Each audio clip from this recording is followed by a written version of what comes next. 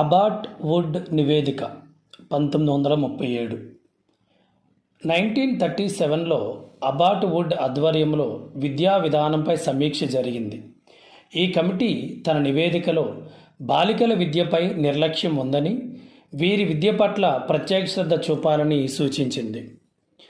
ఉపాధ్యాయులకు 2 సంవత్సరాల వృత్తి శిక్షణ ఇవ్వాలని, విద్య సాంకేతికపరమైన నిత్య జీవితానికి పనికి వచ్చేలా ఉండాలని సూచించింది.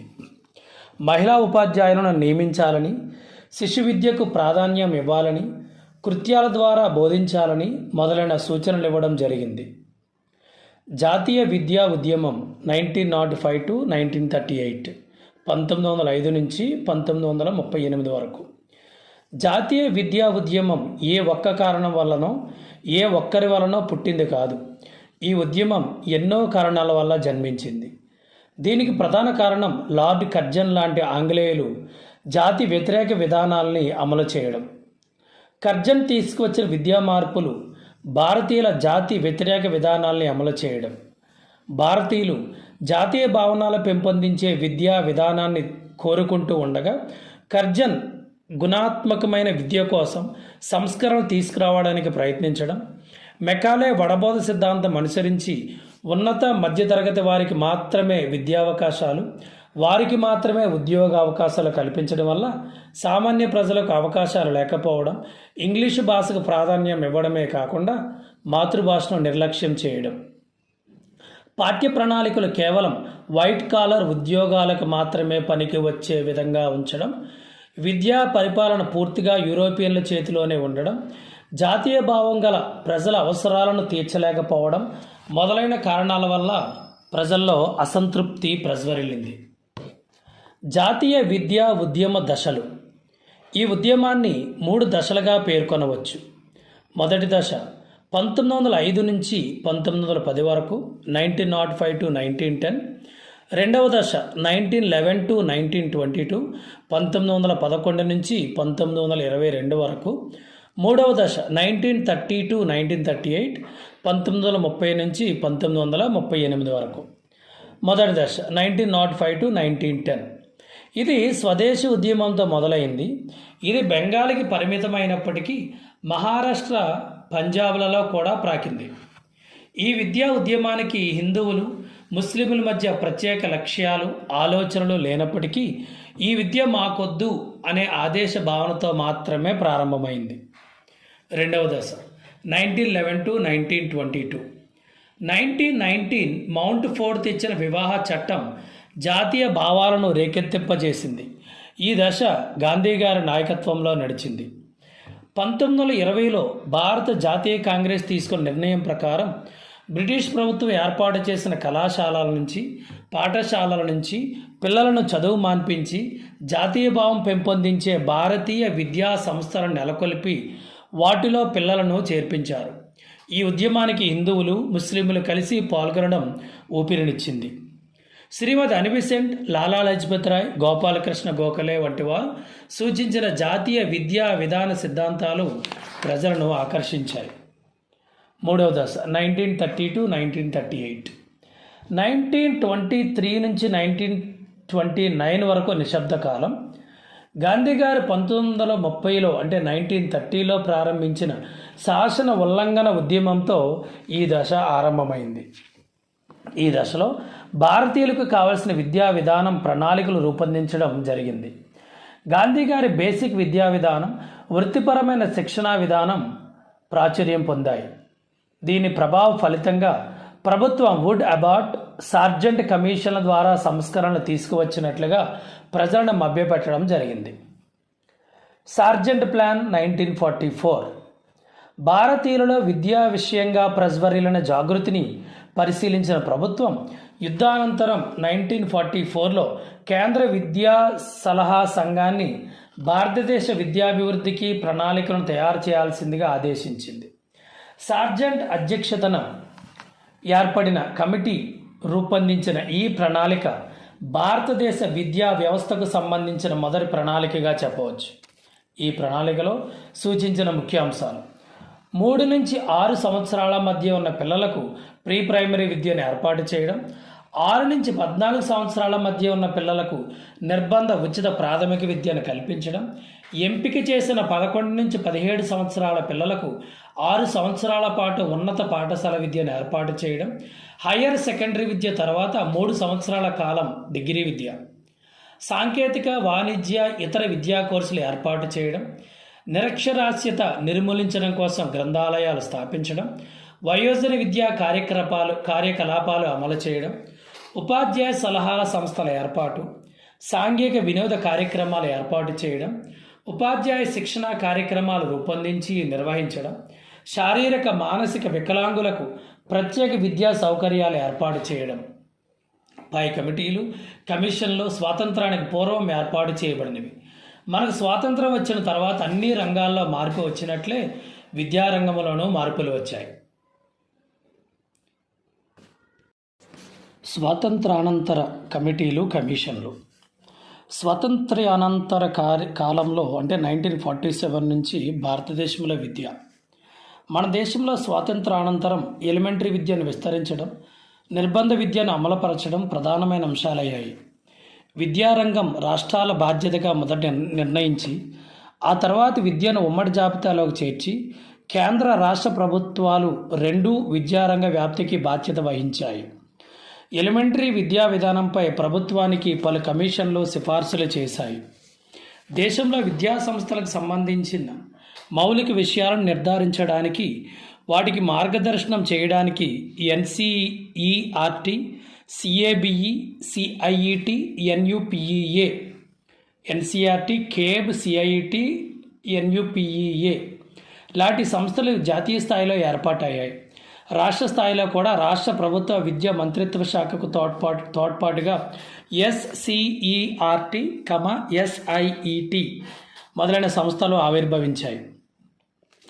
మొదటి విద్యాశాఖ మంత్రి మౌలానా అబ్దుల్ కలాం ఆజాద్ కూడా మన విద్యా విధానాన్ని పూర్తిగా సంస్కరించి లౌకిక తత్వం పునాదులపైన తిరిగి నిర్మించాలని, భారతీయ భాషలు, ప్రాంతీయ భాషల అభివృద్ధికి స్వదేశీ భాషల మాధ్యమానికి ప్రాధాన్యత ఇవ్వాలని ప్రతిపాదించారు.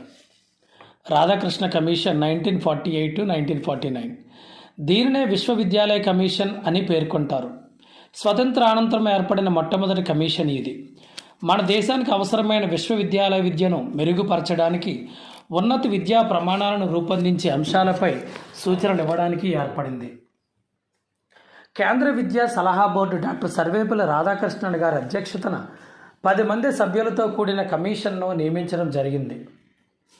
మరి రాధాకృష్ణ కమిషన్ 1948-49 సూచనలు ఏంటి? విశ్వవిద్యా అధ్యాపకుల కోసం పని గంటలను, పని దినాలను, వేతన స్కేళ్లను, ఆర్థిక వనరుల కోసం యూనివర్సిటీ గ్రాంట్స్ కమిషన్ ఏర్పాటు చేయడం జరిగింది. సూచనలు ఏంటి అంటే విశ్వవిద్యాలయ అధ్యాపకుల పని గంటలను, పని దినాలను, వేతన స్కేళ్లను, ఆర్థిక వనరుల కోసం యూనివర్సిటీ గ్రాంట్స్ కమిటీ ఏర్పాటు చేయడం జరిగింది. మాతృభాషలోనే విద్యాబోధన జరగాలని, విశ్వవిద్యాలయాల్లో పరిశోధన చేసే వారికి ఆర్థిక సహాయం చేయాలని పేర్కొంది. పరీక్షల నిర్వహణ పద్ధతిలో మార్పులు తీసుకురావాలని సూచించింది. వ్యవసాయ విద్యకు ప్రాధాన్యం ఇస్తూ గ్రామీణ విశ్వవిద్యాలయాల స్థాపనకు ప్రతిపాదించింది. విద్యాభివృద్ధికి ఆర్థిక సహకారం సిఏబిఈ కేబ్ కమిటీ నివేదిక 1948-1950. విశ్వవిద్యాలయాల సమాజపు మేధో కేంద్రాలు సెంటర్స్ ఫర్ ద ఇంటెలిజెన్స్గా వెలసిల్లాలని అభిప్రాయపడింది. భారతీయ వాతావరణంలో విద్యా వ్యాప్తి. ఈ జాతీయ విద్యా ఉద్యమం ఇటు విద్యార్థుల్లోనూ అటు ప్రజల్లోనూ ఉత్సాహం రేకెత్తించింది. శ్రీ సర్వేపల్లి రాధాకృష్ణన్ గారి అభిప్రాయం ప్రకారం విద్య వల్ల కేవలం ప్రభుత్వ ఉద్యోగాల్లో నియమించబడుతూ పాశ్చాత్య జీవన విధానంతో తృప్తి చెందలేదు. విద్య శాస్త్రీయంగా ఉండాలని, మానవతా విలువలు, ఆధ్యాత్మిక విలువలు పెంపొందించేలా విద్యాభ్యాసం కొనసాగించాలని వారు అభిప్రాయపడ్డారు. గాంధీజీ గారు సంప్రదాయ విద్యా విధానాన్ని వివరిస్తూ ఈనాటి ప్రాథమిక విద్యా విధానం వృధాయే కాకుండా హానికరమైంది కూడా. చాలామంది విద్యార్థులు పిల్లల దురలవాట్లు, అవసరం లేని నగర ప్రాంత పద్ధతులు అలవర్చుకొని విద్యకు పనికిరాని విషయాలన్నీ నేర్చుకుంటున్నారు అని అన్నారు. ఠాగూర్ గారి విశ్వభారతి, గాంధీజీ, అరవిందుల ఆశ్రమాలు వారి విద్యా తత్వాలు విద్యా విధానంలో చొప్పించడమే కాకుండా భారతీయ భావాలను పెంపొందించడం జరిగింది. 1948 మే నెలలో సమావేశమైన CABE ఒక కమిటీ క్రింది సూచనలు చేసింది. అందరికీ కనీస జూనియర్ బేసిక్ విద్యను అందించాలి. రెండవది, రాబోయే 10 ఏళ్ల కాలంలో అన్ని రాష్ట్ర ప్రభుత్వాలు 6 నుంచి 11 సంవత్సరాల వయోపరిమితిలోని బాలబాలికలకు ఉచిత నిర్బంధ విద్యను అందించాలి. ఉపాధ్యాయుల విద్యార్థుల నిష్పత్తి 1:40గా ఉండాలి. గ్రామీణ పట్టణ ప్రాంతాలలోని పాఠశాల భవనాలను అవసరమైతే 2 షిఫ్టులుగా ఉంచాలి. ప్రాథమిక విద్య నిర్వహణలో రాష్ట్ర ప్రభుత్వాలు, స్థానిక ప్రభుత్వాల మధ్య ఉండాల్సిన సంబంధాలపై కూడా BG కేర్ కమిటీ 23వ తారీఖు 10వ నెల 1951న మరికొన్ని సిఫార్సులు చేసింది. స్థానిక సంస్థలకు పాఠశాల నిర్వహణలో బాధ్యతలు అప్పగించాలి. పాఠశాలల తనిఖీకి తగిన ఏర్పాట్లు చేయాలి. రాష్ట్ర ప్రభుత్వాలు పాఠశాల నిర్వహణకై స్థానిక సంస్థలకు ఆర్థిక సాయం చేయాలి. పాఠ్యపుస్తకాల తయారీలో అధికారులు, అనధికారుల సేవలను ఉపయోగించుకోవాలి. జిల్లా విద్యా బోర్డులను ఏర్పాటు చేయాలి. స్వతంత్రానంతర ఏర్పాటు చేయబడిన కమిటీలు లేకపోతే కమిషన్లు ఏంటి ఒకసారి చూద్దాం. రాధాకృష్ణన్ కమిషన్ లేదా విశ్వవిద్యాలయ కమిషన్, ఇది 1948-49 సంవత్సరంలో ఏర్పడింది. దీని ప్రాధాన్యత అంశం ఏంటంటే స్వతంత్రానంతరం విశ్వవిద్యాలయ విద్యను పునర్నిర్మించడం. రెండవది, మొదలియార్ కమిషన్ లేదా మాధ్యమిక విద్యా కమిషన్ అంటారు. ఇది 1952 నుంచి 1953 వరకు పనిచేసింది. దీని యొక్క ప్రాధాన్యత అంశం ఏంటంటే మాధ్యమిక విద్యా వ్యవస్థను సంస్కరించడం. మూడవది, దుర్గాబాయ్ దేశముఖ్ కమిషన్, ఇది 1957 నుంచి 1959 వరకు ఉంది. దీని యొక్క ప్రాధాన్యత అంశం మహిళా విద్య. నాలుగవది, భావ సమైక్యత కమిటీ, ఇది ఏర్పడిన సంవత్సరం 1961. దీని యొక్క ప్రాధాన్యత అంశం జాతీయ సమైక్యత. ఐదవది, కొఠారి కమిషన్ లేదా భారతీయ విద్యా కమిషన్, 1964 నుంచి 1966 వరకు పనిచేసింది. ఇది విద్యా వ్యవస్థ మొత్తం ప్రక్షాళన చేయటం. ఆరవది, జాతీయ విద్యా విధానం, ఏర్పడిన సంవత్సరం 1968. ప్రాధాన్యత అంశం కొఠారి కమిషన్ సూచనలకు అనుగుణంగా తొలి భారతీయ విద్యా విధానం రూపొందించడం. ఏడవది, ఈశ్వరీబాయి పటేల్ కమిటీ, 1977. 1968 జాతీయ విద్యా విధాన అమలు తీరు పరిశీలనకై ఇది చేయబడింది. ఎనిమిదవది, డాక్టర్ మాల్కమ్ ఆదిశేషయ్య కమిటీ, ఇది 1978. +2 స్థాయిలో వృత్తి విద్యా కోర్సుల ప్రవేశపెట్టడం, సమీక్ష చేయడం. తొమ్మిదవది, జాతీయ నూతన విద్యా విధానం, ఇది 1986లో ఏర్పాటు చేయబడింది. ఇది రాజీవ్ గాంధీ ప్రకటనకు అనుగుణంగా 21వ శతాబ్దంలో దేశ అవసరాలకు అనువైన జాతీయ విద్యా విధానం రూపకల్పన చేయడం. 10వది, రామ్మూర్తి సమీక్ష సంఘం, ఇది ఏర్పడిన సంవత్సరం 1990.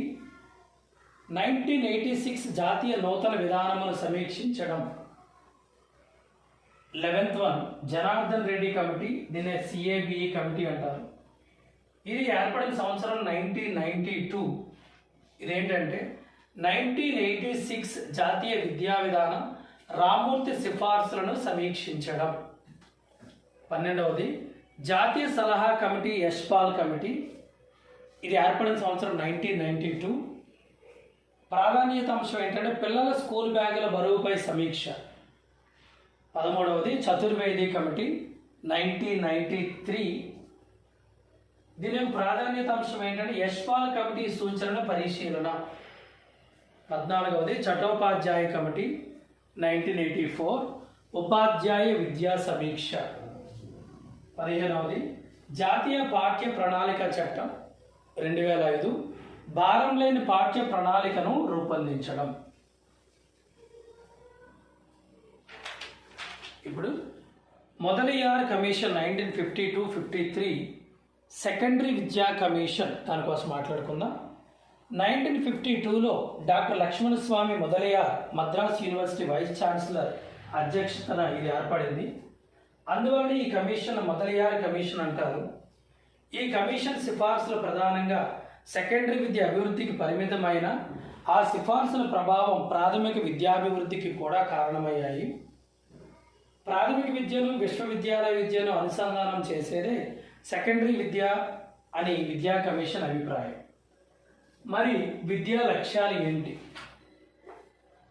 సమగ్ర మూర్తిమత్వాన్ని పెంపొందించడం, ప్రజాస్వామ్యాల్లో పౌరసత్వ బాధ్యతలు హక్కులు తెలియచేయడం, నాయకత్వ విద్య, 4వది వృత్తి సామర్థ్యాన్ని పెంచడం.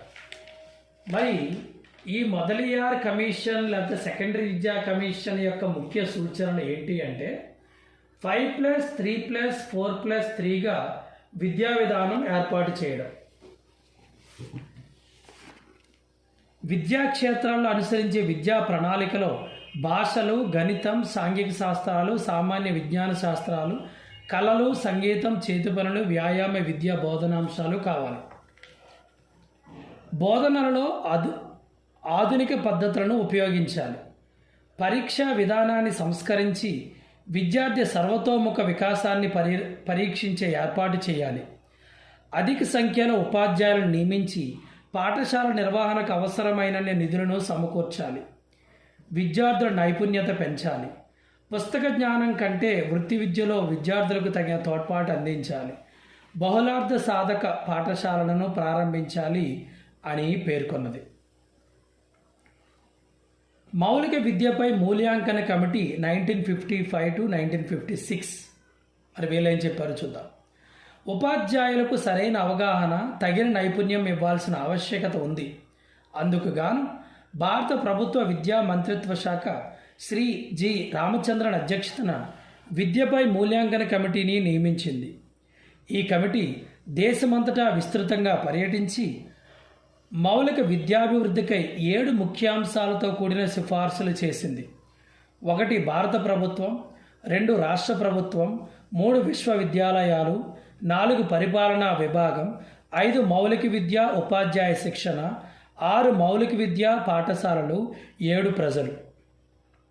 ఈ కమిటీ చేసిన ముఖ్యమైన సిఫార్సులు ఏంటంటే కేంద్ర విద్యా సలహా బోర్డుకు సంబంధించిన మౌలిక విద్య స్టాండింగ్ కమిటీ సిఫార్సులు తమ ఆమోదం పొందినట్లు భారత ప్రభుత్వం అందరికీ విశదమయ్యేలా తెలియపరచాలి.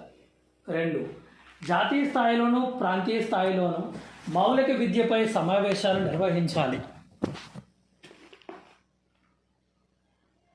3 మౌలిక విద్యా సంస్థలో ఉన్నత విద్యార్థుల అభ్యసన ప్రతి మూల్యాంకనం కోసం విద్యావేత్తలతో కూడిన ఒక కమిటీని నియమించాలి. 4 ఎలిమెంటరీ విద్యా విధానం సంపూర్ణంగా మౌలిక విద్య ప్రాతిపదికపై నడవాలి. 5 తమ రాష్ట్రాల్లోని అన్ని ఎలిమెంటరీ పాఠశాలలు మౌలిక విద్యా సంస్థలుగా మార్చడం జరుగుతుందని నిర్ద్వందంగా ప్రకటించాలి. 6 రాష్ట్ర ప్రభుత్వాలు ముడి సరుకులు సరఫరా, యంత్ర సామాగ్రి బాగు చేసే పరికరాలు, తయారైన వస్తువుల అమ్మకాలకు తగిన ఏర్పాట్లు చేయాలి. 7 మౌలిక విద్యా విధానంలో ఆర్థిక నియంత్రణ తప్పకుండా పాటించాలి. స్త్రీ విద్యపై జాతీయ కమిటీ 1957 నుంచి 59 వరకు. ప్రణాళిక సంఘం విద్యా ఉపసంఘం జూలై 1957లో ఈ విధంగా సిఫార్సు చేసింది. ప్రాథమిక, మాధ్యమిక, స్వయోజన స్థాయిలో స్త్రీ విద్య స్వరూప స్వభావాలను పరిశీలించేందుకు ఒక కమిటీని నియమించాలి. కమిటీ ప్రస్తుత విద్యా విధానం ఎంత మేరకు స్త్రీలకు ఉపయోగకరంగా ఉన్నది, వారు సంతోషకర జీవితాన్ని గడపడానికి సహాయకారిగా ఉందా అనే అంశాలను పరిశీలించాలి. శ్రీమతి దుర్గాబాయ్ దేశముఖ్ అధ్యక్షతన స్త్రీ విద్యపై జాతీయ కమిటీని నియమించడం జరిగింది. ఈ కమిటీ చేసిన ముఖ్యమైన సిఫార్సులు ఏంటంటే స్త్రీ విద్యను ప్రత్యేక సమస్యగా స్వీకరించి రానున్న సంవత్సరాలలో సాధ్యమైనంత త్వరలో స్త్రీ విద్య, పురుషుల విద్య మధ్య ఉన్న వ్యత్యాసాలను తొలగించడం, బాలికల స్త్రీల విద్యకై ఒక జాతీయ మండలిని రూపొందించడం, రాష్ట్ర స్థాయిలో స్త్రీలకు, బాలికలకు రాష్ట్ర మండలాలను స్థాపించడం, బాలికల స్త్రీల విద్య కోసం సమగ్ర అభివృద్ధి ప్రణాళికలు రూపొందించడం, అధిక శాతం నమోదు, సగటు హాజరు కలిగిన బాలికల గల గ్రామాలకు ప్రభుత్వం బహుమతులు అందించేలా ప్రణాళికలు రూపొందించడం, పిల్లల హాజరు అధికం చేయడం, బోధనాంశాలను మెరుగుపరచడం, ప్రాథమిక దశలో బాలబాలికలందరికీ ఒకే రకమైన పాఠ్యాంశాలు ఉండాలి, సంగీతం, చిత్రలేఖనం, కుట్లు, అల్లికలు మొదలైనవి, ప్రాథమిక విద్య ఉచితంగా లేని చోట్ల ఉచితంగా అందించే సత్వర చర్యలు చేపట్టాలి, కొత్త పాఠశాలల ప్రారంభానికి గ్రామీణ ప్రాంతాలకు ప్రాధాన్యం ఇవ్వాలి, దేశం మొత్తం మీద వృధా సమస్యను గుర్తించి ఒక శాస్త్రీయ అధ్యయనం జరపాల్సిన అవసరం ఉంది. విద్యా మంత్రిత్వ శాఖ దేశంలోని అన్ని భాగాలలో ప్రత్యేక అధ్యయనాలు జరపాలి.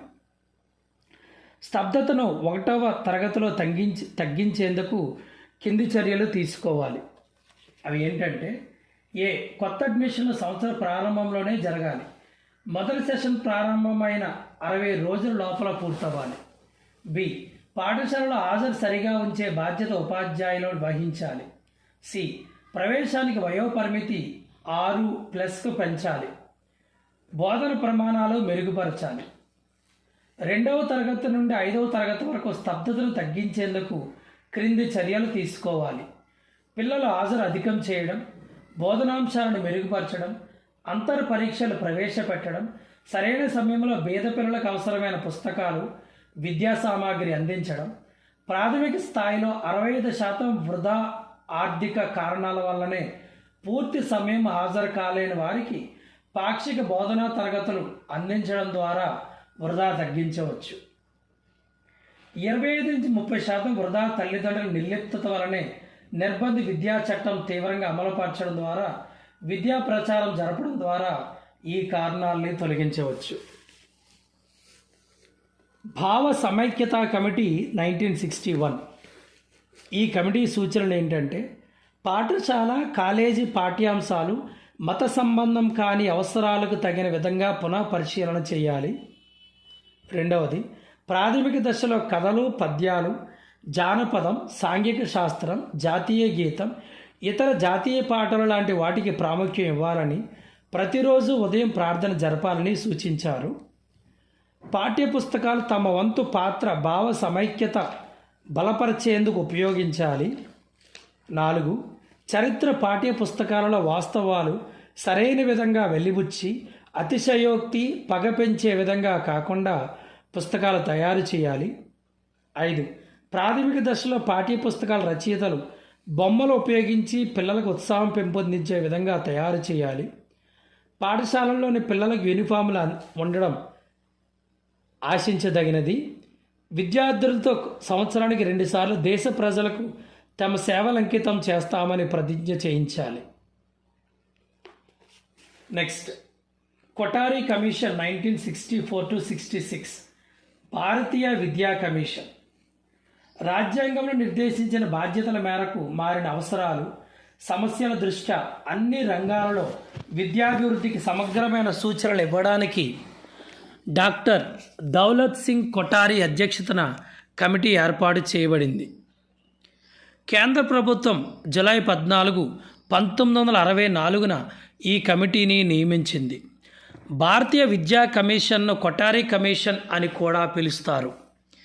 విద్య, జాతీయ వికాసం, అభివృద్ధి, ఎడ్యుకేషన్ అండ్ నేషనల్ డెవలప్మెంట్ అనే పేరుతో సమగ్రమైన నివేదికను జూన్ 29, 1966న కేంద్ర ప్రభుత్వానికి సమర్పించింది. ఈ నివేదికలోని మొదటి వాక్యం భారతదేశ గమ్యం తర్వాతి గదుల్లో రూపుదిద్దుకుంటుంది. భారతదేశ గమ్యం తరగతి గదుల్లో రూపుదిద్దుకుంటుంది. ఇది భారతదేశ భవిష్యత్తుకు విద్య ప్రాశస్త్యం ఎలాంటిదో తెలుపుతుంది. విద్య మార్పునకు సాధనమని, ఇది ప్రజల జీవనావసరాలకు, ఆశయాలకు సంబంధించి ఉండాలని నివేదిక సమర్పించింది. కొఠారి కమిషన్ విద్యా లక్ష్యాలు ఏంటంటే, విద్యా ఉత్పాదకత, విద్య సాంఘిక జాతీయ సమైక్యత, ప్రజాస్వామ్య విలువలు అభివృద్ధిపరచడం, అంతర్జాతీయ అవగాహనను పెంపొందించడం, విద్య ఆధునికీకరణం, సాంఘిక, నైతిక, ఆధ్యాత్మిక విలువలను అభివృద్ధిపరచడం. ఎలిమెంటరీ స్థాయిలో కొఠారి కమిషన్ చేసిన ప్రధాన సిఫార్సులు ఏంటి అంటే, విద్యా లక్షణాలు ప్రజల ఆశయాలకు, మారుతున్న అవసరాలకు అనుగుణంగా ఉండాలి. విద్య ద్వారా వ్యక్తి సర్వతోముఖాభివృద్ధిని సాధించగలగాలి. 10 సంవత్సరాల పాఠశాల విద్యలో 7 లేదా 8 సంవత్సరాల ప్రాథమిక విద్య, 2 లేదా 3 సంవత్సరాల లోయర్ సెకండరీ విద్య ఉండాలి. వీలైన చోట 1 నుండి 3 సంవత్సరాల పూర్వ ప్రాథమిక విద్యకు అవకాశం కల్పించాలి. ప్రాథమిక స్థాయిలో క్రింది ప్రాథమిక స్థాయి 4 సంవత్సరాల నుంచి 5 సంవత్సరాల వరకు, ఎగువ ప్రాథమిక దశ 2 సంవత్సరాల నుండి 3 సంవత్సరాల వరకు ఉండవచ్చు. ఫ్రీ యూనివర్సిటీ కోర్సును కాలేజీ పరిధి నుంచి తప్పించి పాఠశాలలకు బదిలీ చేయాలని, ఈ ప్రక్రియను విశ్వవిద్యాలయ గ్రాంట్ల సమితి చేపట్టాలని సూచించారు. హయ్యర్ సెకండరీ విద్య 2 సంవత్సరాలు ఉండాలని, సంక్షిప్తంగా 10+2+3 నమూనా పద్ధతిని కమిషన్ సూచించింది. విద్యా సౌకర్యం. ప్రాథమిక విద్యా సౌకర్యం పిల్లలకు 1 మైలులోపు, హయ్యర్ ప్రైమరీ పాఠశాల సౌకర్యం 1 నుంచి 3 మైళ్ళలోపు ఉండాలి. పాఠ్యపుస్తకాలు రాయడానికి అవసరమైన సామాగ్రిని కూడా ఉచితంగా ప్రాథమిక స్థాయి వరకు అందించాలని సిఫార్సు చేసింది. భాష. దిగువ ప్రాథమిక స్థాయి వరకు మాతృభాష లేదా ప్రాంతీయ భాష మాత్రమే బోధించాలి. హయ్యర్ ప్రైమరీలో 2 భాషలు బోధించవచ్చు. కరికులం.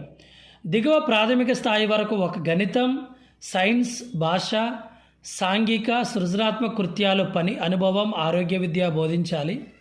హయ్యర్ ప్రైమరీ 2 భాషలు అంటే మాతృభాష లేదా ప్రాంతీయ భాష, హిందీ లేదా ఇంగ్లీష్, గణితం, సైన్స్, సాంఘిక శాస్త్రం, కళలు, పని అనుభవం, వ్యాయామ విద్య, నీతి విద్య, విలువలను బోధించాలి. ఉపాధ్యాయ విద్య. ఎలిమెంటరీ స్థాయి వరకు బోధించే ఉపాధ్యాయులకు 2 సంవత్సరాల శిక్షణ అవసరం. ఉపాధ్యాయ శిక్షణ సంస్థలు 230 పని దినాలు చేయాలి. ట్యూషన్ ఫీజు వసూలు చేయకుండా ఉచిత ప్రవేశం ఉండాలని, ప్రతి సంస్థకు 1 ప్రాక్టీస్ టీచింగ్ పాఠశాల, హాస్టల్, లైబ్రరీ సౌకర్యాలు ఉండాలని సూచించింది. జాతీయ విద్యా విధానం 1968. కొఠారి కమిషన్ 1964-66 సూచనల మేరకు రూపొందించిన విద్యాభివృద్ధికి ప్రణాళిక సత్ఫలితాలు ఇవ్వడం కోసం కేంద్రం, రాష్ట్ర ప్రభుత్వాలకు, స్థానిక సంస్థలకు సూచనలు ఇవ్వాలని కోరింది. దీనికోసం 1967లో భారత ప్రభుత్వం వివిధ రాజకీయ పార్టీలకు చెందిన పార్లమెంట్ సభ్యులతో జాతీయ విద్యా విధానాన్ని రూపొందించడానికి ఒక కమిటీని వేసింది. 1968లో కేంద్ర ప్రభుత్వం జాతీయ విద్యా విధానంపై తీర్మానాలు చేసింది. దీన్నే 1968 జాతీయ విద్యా విధానం అంటారు. మరి జాతీయ విద్యా విధానంలోని ముఖ్యాంశాలు ఏంటి అంటే 10+2+3 విద్యా విధానం అనుసరించడం, 14 సంవత్సరాల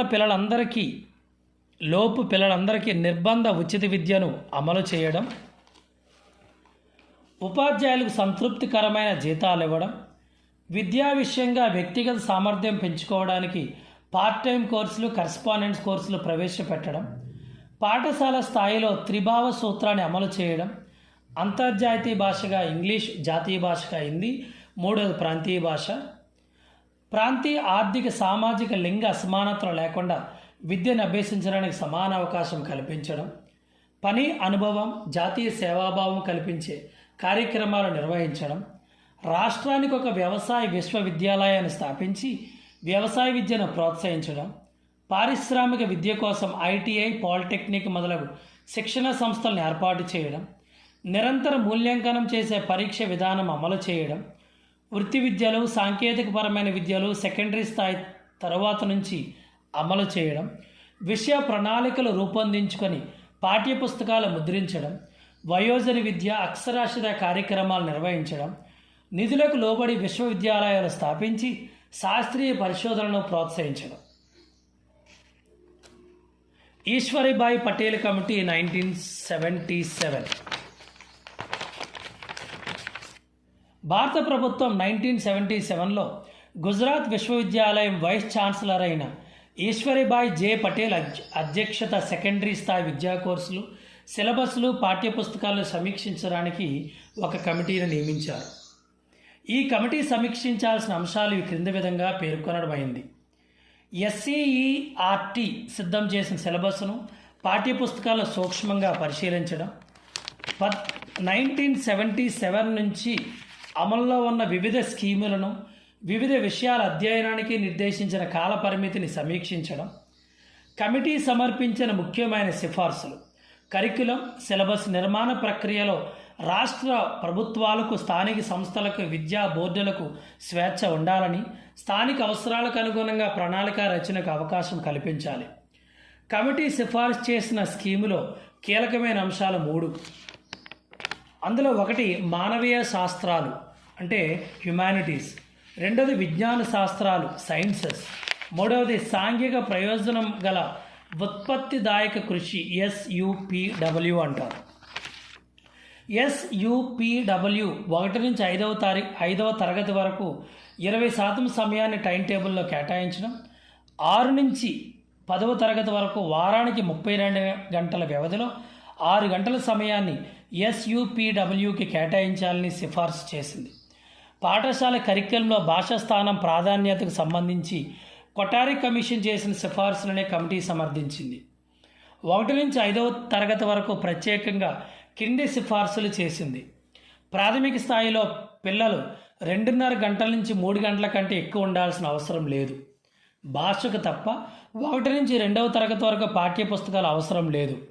3 నుంచి 5వ తరగతి వరకు భాష, గణితం, పరిసరాల విజ్ఞానానికి ఒక్కొక్క పాఠ్యపుస్తకాన్ని మాత్రం సూచించడం, ఉపాధ్యాయులకు బోధనా గైడ్లు, బోధనోపకరణాలు అవసరం. ఇంటి పని 5వ తరగతి వరకు ఇవ్వనవసరం లేదని, పాఠశాలలోనే స్వయం అధ్యయనానికి ఎక్కువగా అవకాశం కల్పించాలని సూచించడం. ఖచ్చితమైన పాఠశాల విద్యా సంవత్సరం అకాడమిక్ ఇయర్ ప్రాథమిక దశలో అవసరం లేదని, విద్యా సంవత్సరం స్థానిక అవసరాలకు అనుకూలంగా ఉండాలని సిఫార్సు చేసింది.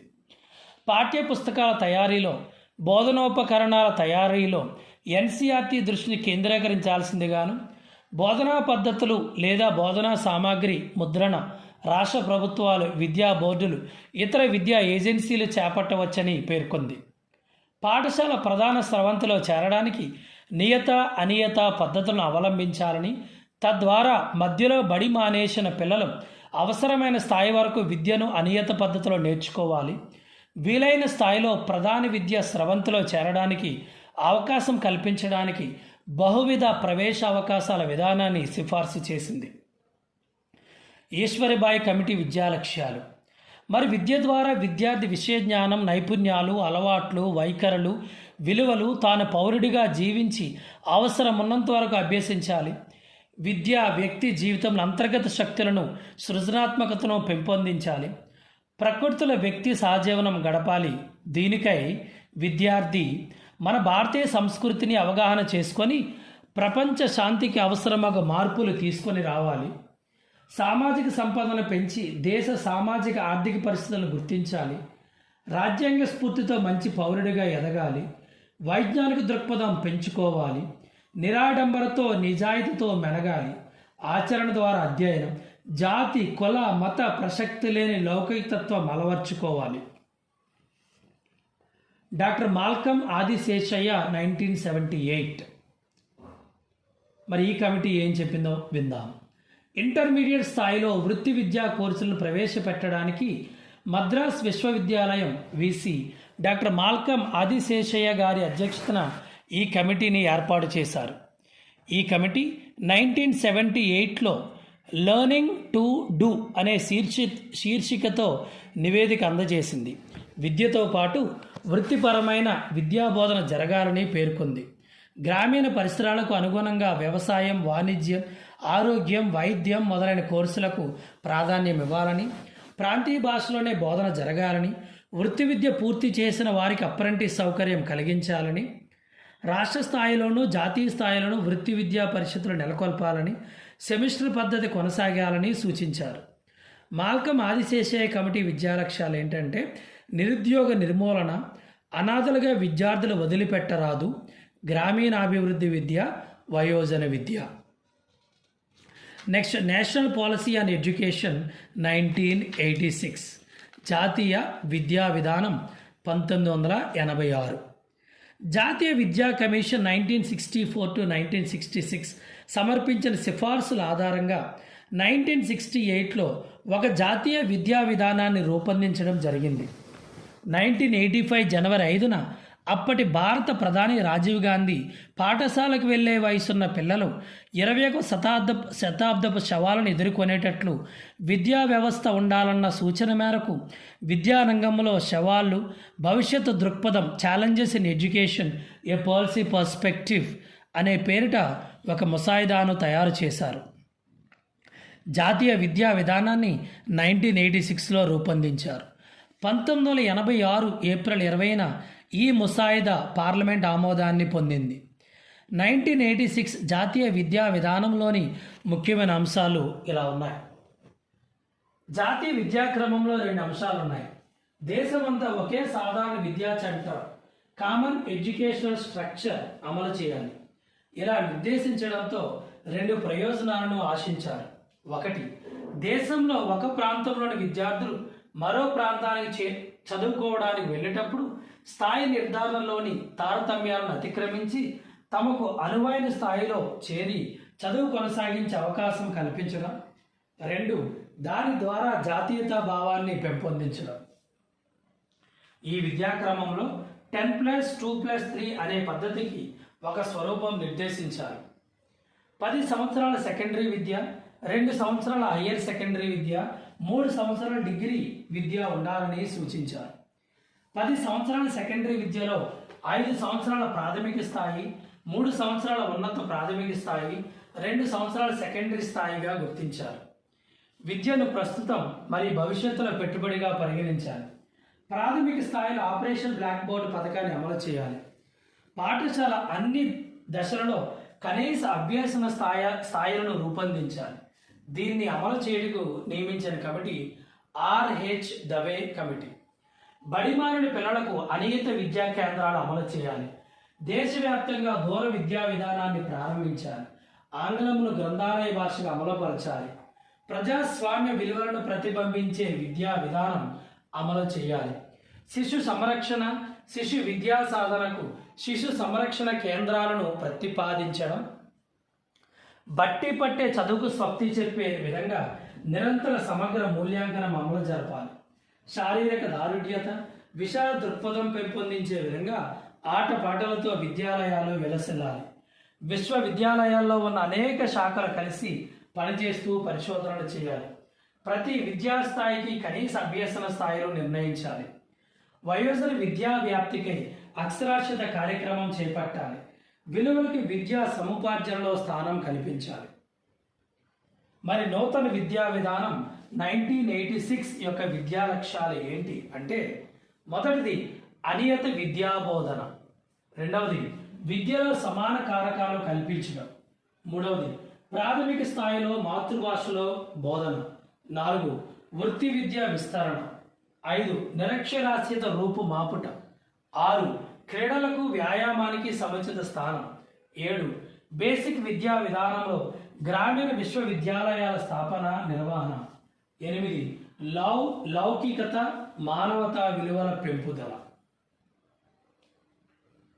జాతీయ విద్యా ప్రణాళిక చట్టం 2005 ఎలిమెంటరీ సెకండరీ స్థాయిలో అభ్యాసకులందరికీ ఒక విశాల ప్రాతిపదికలో సాధారణ విద్యను అందించడం. ఎలిమెంటరీ సెకండరీ స్థాయిలకు ఒక సాధారణ విద్యాభ్యాస విధానాన్ని ప్రతిపాదించడం. ప్రాథమిక మాధ్యమిక స్థాయిలో కరిక్యులం ప్రధానాంశాలను క్రింది విధంగా పేర్కొనడం జరిగింది. ప్రాథమిక స్థాయిలో ఒక భాషను బోధించడం, మాతృభాష లేదా ప్రాంతీయ భాష, గణితం, పరిసరాల విజ్ఞానం 1 మరియు 2, పని అనుభవం, కళా విద్య, ఆరోగ్య వ్యాయామ విద్య.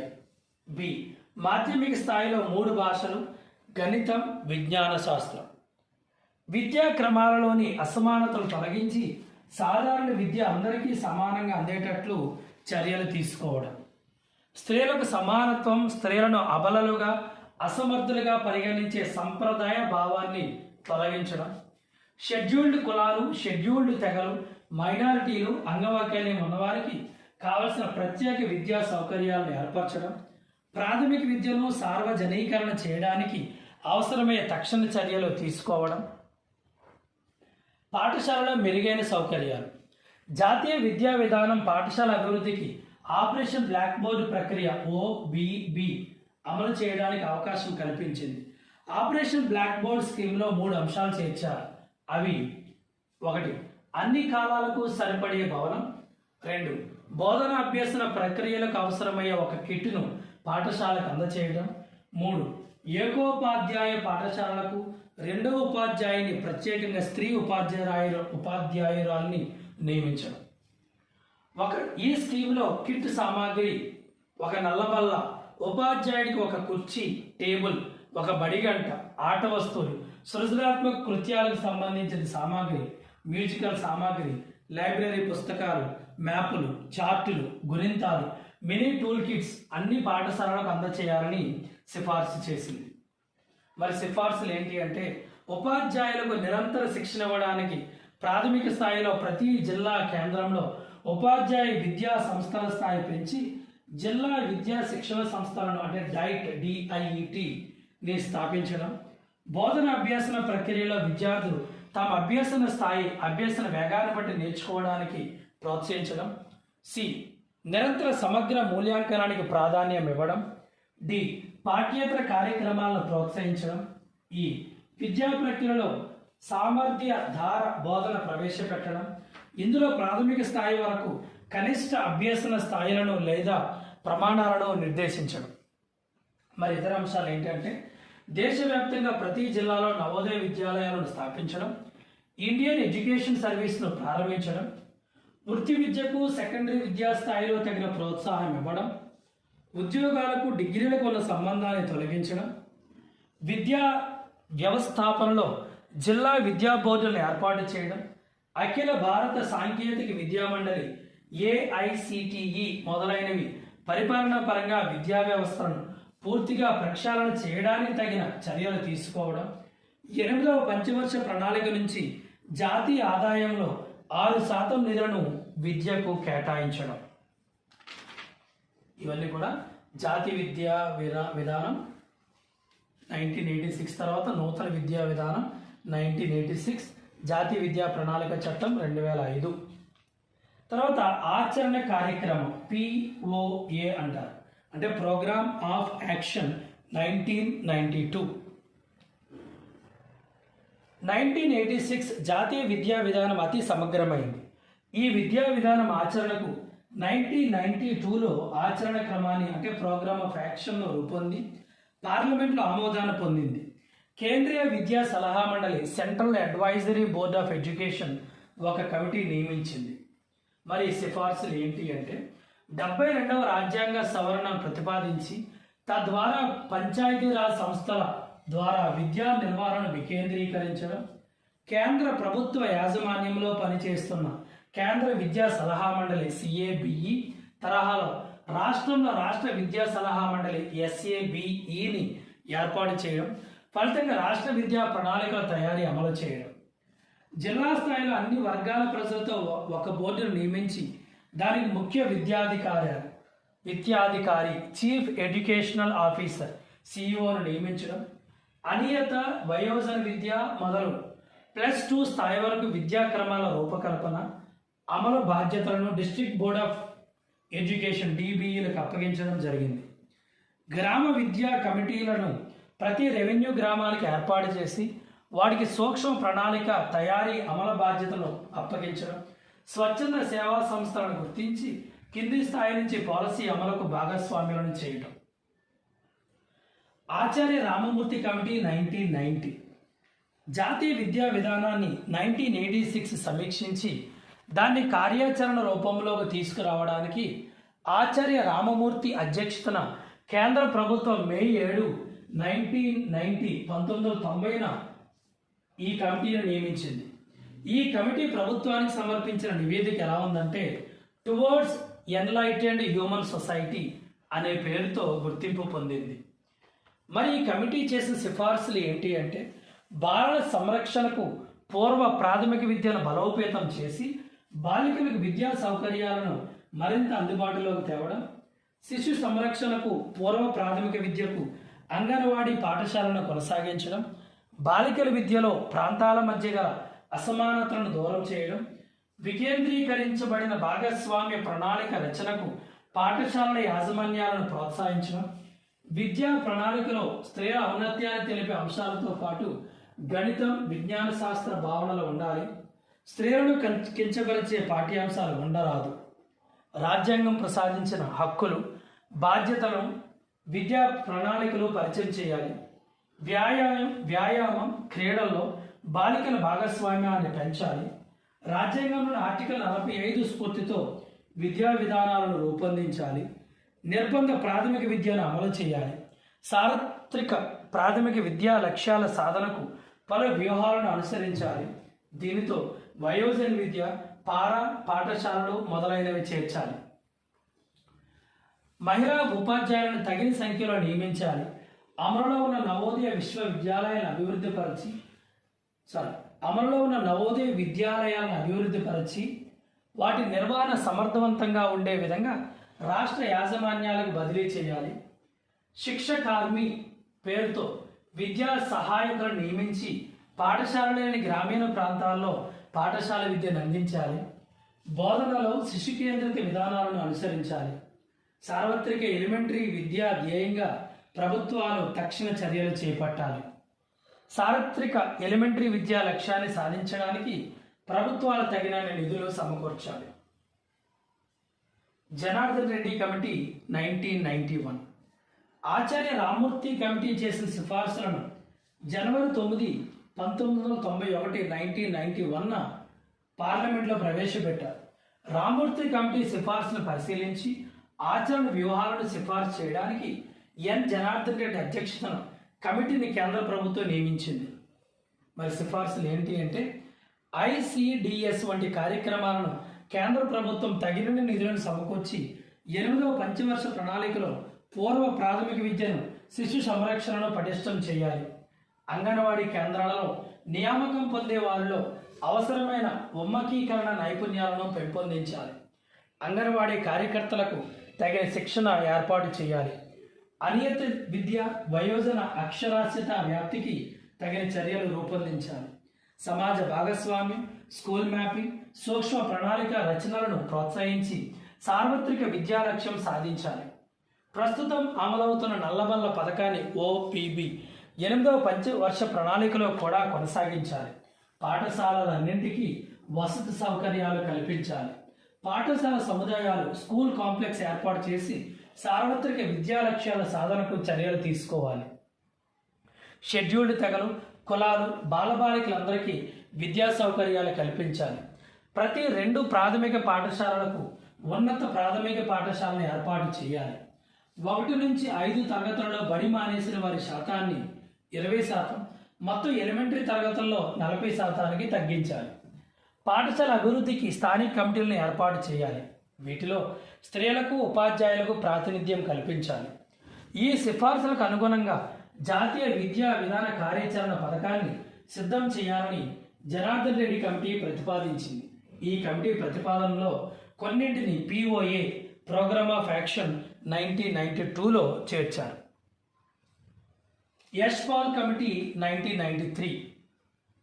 ఆచార్య యశ్పాల్ కేంద్ర ప్రభుత్వానికి సమర్పించిన నివేదిక భారరహిత అభ్యసనం, లెర్నింగ్ వితౌట్ బర్డెన్ అనే విద్యాక్షేత్రంలో పేరొందింది. ఈ కమిటీ సిద్ధం చేసిన నివేదికలో విద్యా ప్రణాళిక భారత్వాన్ని సమగ్రంగా చర్చించి కేంద్రానికి ఆ భారత్వాన్ని తగ్గించాలని చేసిన సిఫార్సులు ఉన్నాయి. మరి సిఫార్సులు ఏంటి అంటే, జాతీయ స్థాయి మౌలిక విద్యా ప్రణాళిక ఆవశ్యకతను దృష్టిలో పెట్టుకోవాలి. విద్యార్థులు వైయక్తికంగా, సామూహికంగా అభ్యాసాన్ని కొనసాగించడానికి పాఠశాలల్లో ఆనందమైన వాతావరణాన్ని కల్పించాలి. దీన్నే జాయ్ఫుల్ లెర్నింగ్ అంటారు. ఉపాధ్యాయులను విషయ ప్రణాళికలు అంటే సిలబస్ తయారీ భాగస్వామ్యాలను చేయాలి. ప్రాథమిక తరగతుల పాఠ్యపుస్తకాలు ఆ స్థాయి ఉపాధ్యాయులతోనే రూపొందించాలి. విద్యాభివృద్ధికి నిబద్ధత కల స్వచ్ఛంద సంస్థలను ప్రోత్సహించాలి. విద్యాపాలన యాజమాన్యాలను గ్రామ పంచాయతీ స్థాయికి వికేంద్రీకరించాలి. పాఠశాల సౌకర్యాలను మెరుగుదలకు ప్రధానోపాధ్యాయులకు బాధ్యతలు అప్పగించాలి. పాఠశాల యాజమాన్యాలు తమకు నచ్చిన విద్యా బోర్డుతో అనుసంధానానికి జరపడానికి స్వేచ్ఛనివ్వాలి. పూర్వ ప్రాథమిక విద్యా నిర్వహణకు ఒక ప్రత్యేక యంత్రాంగాన్ని ఏర్పాటు చేయాలి. ప్రాథమిక దశలో విద్యార్థులకు ఏ విధమైన ఇంటి పని ఇవ్వరాదు. పాఠ్య పుస్తకాలు కూడా పాఠశాలలోనే భద్రపరచాలి. ఉపాధ్యాయుల విద్యార్థుల నిష్పత్తిని 1:30గా నిర్ధారించాలి. విద్యారంగ ఆధునికీకరణకు సాంకేతిక వ్యవస్థను ప్రోత్సహించాలి. దూర విద్యా విధానంలో ఉపాధ్యాయ విద్యను అందించడాన్ని నిరుత్సాహపరచాలి. ఈ విధానాన్ని కేవలం వ్యక్త్యంతర శిక్షణకు మాత్రమే ఉపయోగించాలి. పరీక్ష విధానం, ప్రశ్నల తయారీలో మార్పులు తీసుకురావాలి. నిరంతర సమగ్ర మూల్యాంకనాన్ని అమలుపరచాలి. ప్రాథమిక దశలో కనీస అభ్యసన స్థాయిలు లేదా ప్రమాణాలను మినిమం లెవెల్స్ ఆఫ్ లెర్నింగ్ నిర్ణయించాలి, అమలు చేయాలి. వాటిని క్రమంగా ఉన్నత ప్రాథమిక సెకండరీ తరగతులకు విస్తరించాలి. గణితం మొదలైన అంశాల విషయ ప్రణాళికలో బరువును తగ్గించాలి. పాఠ్యపుస్తకాల్లో సమాజం అంగీకరించిన అంశాలను పరిహరించాలి. పాఠశాల స్థాయిలో ప్రయోగ నైపుణ్యాలను పెంపొందించాలి. ప్రాథమిక పాఠశాలలో ప్రవేశానికి అర్హత వయస్సును 1 సంవత్సరం పెంచాలి. పాఠశాలలో కనీసం సంవత్సరంలో 210 రోజుల బోధన చేయాలి. తరగతి గదులకు అన్ని రకాల సదుపాయాలు కల్పించాలి. విద్యా గుణాత్మక అభివృద్ధికి SERT డైట్స్ మొదలైన సంస్థలను బలోపేతం చేయాలి. ఈ సూచనలు దృష్టిలో పెట్టుకొని కేంద్ర రాష్ట్ర ప్రభుత్వాలు విద్యా విధానాల అమలుకు ప్రయత్నించాలి. దీనితో మనకు మొదటి చాప్టర్ అంటే విద్య యొక్క చరిత్ర అనే టాపిక్ అనేది కంప్లీట్ అవ్వడం జరిగింది.